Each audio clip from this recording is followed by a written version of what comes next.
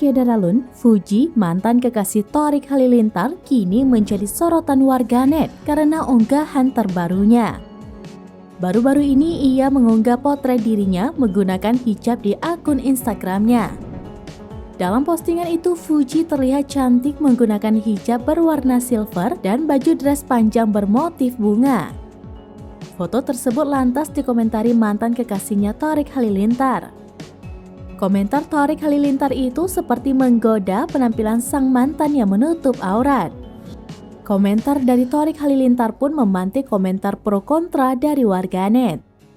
Tidak sedikit yang baper atau terbawa perasaan dan berharap jika Fuji dan Thorik bisa kembali bersama. Namun ada pula komentar warganet yang menyinggung orang tua Thorik Halilintar dan menghujat adik Atta Halilintar. Untuk diketahui, setelah mengumumkan putus, banyak spekulasi terkait putusnya mereka. Salah satunya terhalang restu dari orang tua Thorik Halilintar.